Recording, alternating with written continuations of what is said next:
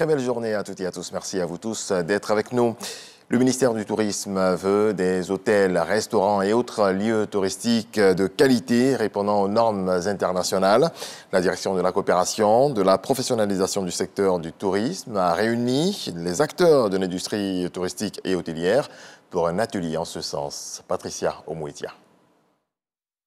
Cette activité de la direction de la coopération et de la professionnalisation du département du ministère du Tourisme a pour objectif de situer les enjeux et défis du capital humain dans l'atteinte des objectifs de la stratégie Sublime Côte d'Ivoire. Pour les opérateurs du secteur, il faut avoir des ressources humaines importantes dont l'incubateur reste la formation, l'apprentissage et la quête permanente d'un service de qualité. Cet engagement du ministre Siandou Fofana est à saluer parce que nous, au niveau de la Fédération nationale de l'Institut touristique de Côte d'Ivoire, depuis 2011, à notre création, la première des choses, notre combat, c'était la professionnalisation, le renforcement de qu'on appelle des capacités de nos membres. À juste titre, le ministre s'est réjoui de la synergie avec les acteurs du secteur privé pour définir avec les structures de formation un cadre plus performant de l'industrie touristique hôtelière. C'est avec ce comité qu'on va mettre en place les besoins, les requêtes de besoins pour les formations futures, pour former aux petits métiers. Parce que ce sont ceux-là qui sont au quotidien avec la clientèle et ce sont ceux-là qui vont assurer la professionnalisation du secteur. Donc, nous voulons des acteurs qui soient soucieux de la qualité des services, mais qui aident à la fidélisation de la clientèle cible dans les divers secteurs de notre domaine. Au thème de cette rencontre, de la direction de la coopération et de la professionnalisation, plusieurs sujets, notamment l'employabilité et la politique de formation aux différents métiers du secteur du tourisme, ont été évoqués. Le déploiement sur le territoire ivoirien de la télévision numérique terrestre TNT intéresse fortement le Niger. Le ministre de la Communication de ce pays a échangé avec son homologue ivoirien, le ministre Amadou Koulibaly. Patricia Omouetia. La rencontre a eu lieu en présence des directeurs généraux de la RTI et de IDT.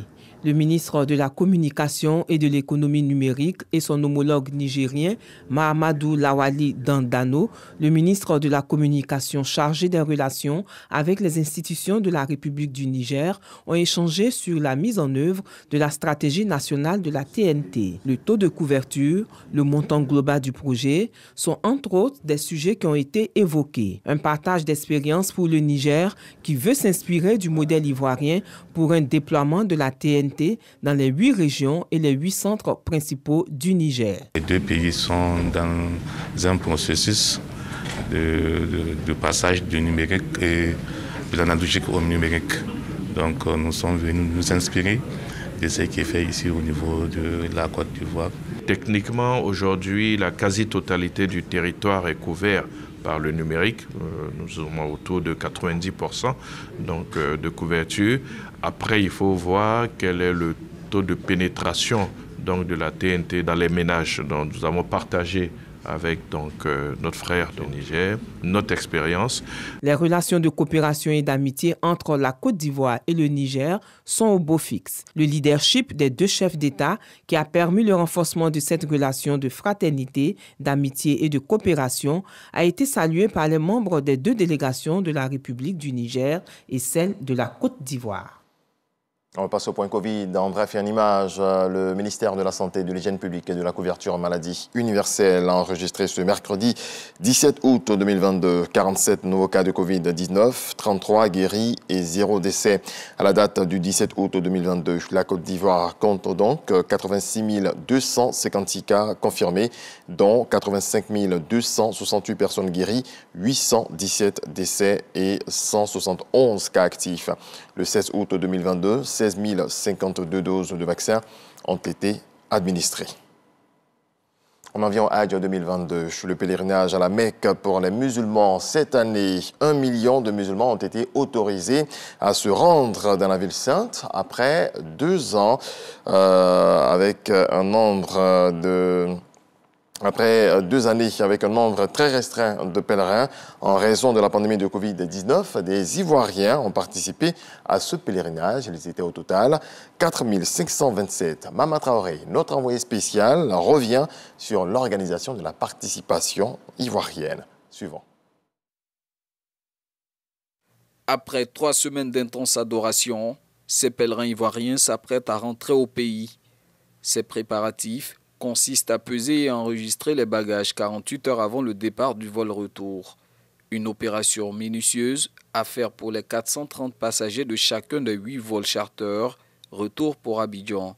Alors le commissaire du Hadj veille au bon déroulement des manœuvres. Celles qui sont en rang là, c'est quoi? C'est pour faire les enregistrements de leurs bagages pour la sécurisation à Abidjan. Après chaque opération de pesée, on transmet la liste de la pesée aux OGR. Donc ça, c'est les coupons que les pèlerins doivent présenter. Après le culte du pèlerinage en Terre Sainte d'Arabie Saoudite, le défi pour Imam Bachir Ouattara et ses équipes est d'assurer un retour serein au pays et surtout éviter de nouveau le couac survenu dans la nuit du 1er juillet dernier où plusieurs candidats au Hadj protestaient de n'avoir pas pu embarquer à bord du dernier vol charter pour l'Arabie Saoudite, faute de visa. Beaucoup de candidats sont venus à la mosquée sous prétexte ou bien peut-être en espérant que c'était le vol de ramassage et tout le monde pouvait partir. Alors que nous avons un quota qui est connu, ce quota ne peut pas être augmenté même d'un seul pèlerin. Nous leur demandons de rester calmes, d'accepter avec la spiritualité, d'accepter, comme l'avons dit, que le Hadj est un appel de Dieu. Le Hadj 2022 est celui qui s'ouvre au monde après 2 années de suspension en raison de la pandémie de Covid-19. Cette année, le royaume saoudien comptait autoriser 1 million de pèlerins au lieu du double en moyenne, comme lors des éditions d'avant 2019. Finalement, plus de 899 000 croyants ont pu accomplir ce devoir religieux. Une édition test censée relancer l'économie locale affectée par la pandémie de Covid-19. Chaque année, le petit et le grand pèlerinage rapporterait à l'Arabie Saoudite environ 10 milliards d'euros. Une manne engrangée essentiellement par l'hôtellerie, les transports et les petits commerces. Concernant la Côte d'Ivoire, elle a eu droit cette année à un quota de 4 527 pèlerins. Outre le commissariat du Hadj, le consulat général de Côte d'Ivoire à Djeddah est chargé de discuter avec les autorités saoudiennes en vue de faciliter le séjour des pèlerins ivoiriens en Terre Sainte. Une représentation diplomatique créée depuis 2003 à cet effet. L'aéroport a été fermé le 3. C'est un exemple que je donne par rapport au soutien des autorités saoudiennes. Alors, en collaboration avec mon collègue de Riyad, nous avons soumis une demande de dérogation spéciale pour l'ouverture pour une trentaine de pèlerins qui étaient restés en Côte d'Ivoire. Je pense que notre appel a été entendu. Le délai a été repoussé au 8 juillet, ce qui a permis à ces derniers pèlerins d'entrer en Arabie Saoudite. Sur les 4 527 pèlerins ivoiriens, 3 651 étaient au compte du contingent étatique, tous sous la coupole de 270 encadreurs chargés de les transporter, de les héberger, de les restaurer, de veiller à leur sécurité, leur santé et par-dessus tout, de les guider dans l'accomplissement des différents rites liés au pèlerinage. Mais il se trouve que la gestion des rapports humains entache bien souvent l'exécution de cette noble mission. Lorsqu'on essaie de vraiment faire de notre mieux pour pouvoir les aider, n'est-ce pas, et le temps que cela peut prendre, n'est-ce pas, ça paraît souvent, ce temps paraît un peu long, et si bien qu'il y a certains pèlerins, n'est-ce pas, qui perdent patience. Tout au plus, nous avons 46 pèlerins pour un encadré, sinon souvent même moins. Ce n'est pas facile de gérer les pèlerins, mais nous avons un slogan. Notre slogan est que c'est l'encadré qui doit comprendre le pèlerin. Le pèlerin n'est pas obligé de comprendre l'encadré. Dans son déroulement, le Hadj offre l'opportunité aux croyants venus en Arabie Saoudite, berceau de l'islam, de visiter des lieux saints et historiques.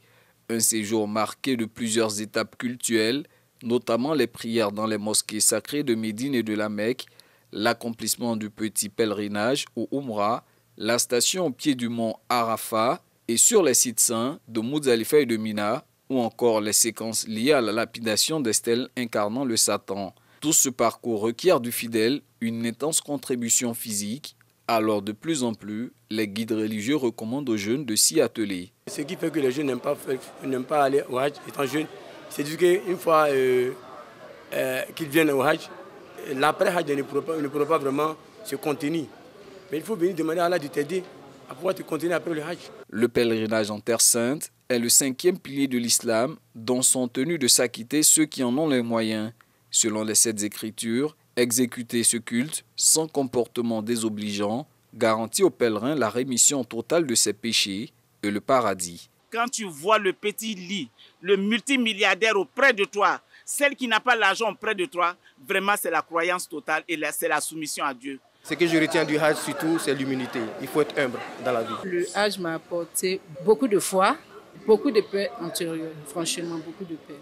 À présent, jeunes ou adultes pèlerins doivent veiller à préserver les acquis de ce devoir religieux. C'est une nouvelle page que la personne commence, doit ouvrir dans sa vie. Donc le Hajj doit avoir un impact positif dans son comportement, que ce soit avec Allah subhanahu wa ta'ala, son rapprochement avec Allah subhanahu wa ta'ala, et également avec les créatures, ses semblables. Comme à l'issue de chaque édition, le commissariat du Hajj prévoit de tenir un séminaire bilan dans les semaines à venir afin de dresser le bilan. En attendant, les imams ont une fois de plus porté le pays en prière. Depuis la station Sainte de Mina, pour l'occasion, le Coran a été lu à 31 reprises. Voilà, Mama Traoré, notre envoyé spécial en Terre Sainte sur l'organisation de la participation musulmane, la participation des Ivoiriens au Hajj 2022. On reste avec la communauté musulmane et la 33e édition du séminaire national de formation islamique de l'Association des élèves et étudiants de Côte d'Ivoire. Plus d'1 millier de membres issus des 31 régions de la Côte d'Ivoire se sont retrouvés à Bouaké autour de plusieurs activités. C'est ce que nous apprend Kwadi Okwami. Quel apport des élèves et étudiants musulmans dans l'éradication de l'incivisme, de la délinquance en milieu scolaire? Tel est le thème du séminaire national tenu au lycée classique de Bouaké. Une activité de l'Association des élèves et étudiants musulmans de Côte d'Ivoire, AMC. Il s'est agi pour l'AMC d'apporter sa contribution aux efforts du gouvernement dans l'éducation de la jeunesse, à l'effort d'endiguer les fléaux qui minent la société. Des fléaux tels que l'incivisme, l'immigration clandestine, les crimes rituels, le phénomène d'enfants en conflit avec la loi. L'objectif, en tout cas, c'est d'aider l'État de Côte d'Ivoire à lutter contre tous ces risques qui minent notre société aujourd'hui. Au sortir du séminaire, nous avons un test de sortie qui va nous permettre de voir réellement si ces participants ont assimilé quelque chose. Présent à cette rencontre, Cheikh Aïma Ousmane Diakité, président du COSIM, exhorte les jeunes au respect des fondements de l'islam. Ce que je voudrais demander à nos enfants, c'est de prendre le prophète Mohammed sallallahu alayhi wa sallam comme modèle identificateur. Cela signifie concrètement aujourd'hui, au vu de l'actualité, dans nos écoles, que les élèves musulmans doivent faire la différence par leur morale, par leur conduite exemplaire, par le respect des enseignants, par le respect des enseignements qu'on leur donne, par le refus de la tricherie, de la violence, de la drogue. Pour sa part, le parrain de la cérémonie, Amadou Kone, ministre des Transports, appelle les jeunes à la culture de la paix et la non-violence. Dans le reste de l'actualité, Paris monte au créneau après les accusations de Bamako. Dans une lettre adressée aux Nations Unies au début de semaine, les autorités maliennes accusent la France de collecter des renseignements au profit des groupes terroristes au Sahel et de leur larguer des armes et des munitions.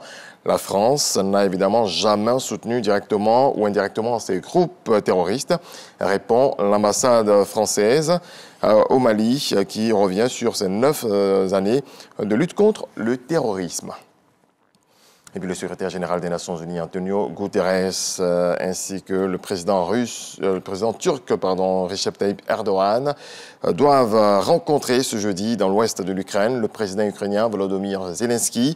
Au cours de cette rencontre seront discutées les exportations de céréales ukrainiennes, mais aussi la situation dans la centrale nucléaire de Zaporizhia, qui est aux mains de l'armée russe et est visée par des bombardements depuis plusieurs plusieurs jours. Point final, excellente journée à vous tous. Je vous souhaite beaucoup de paix dans vos foyers.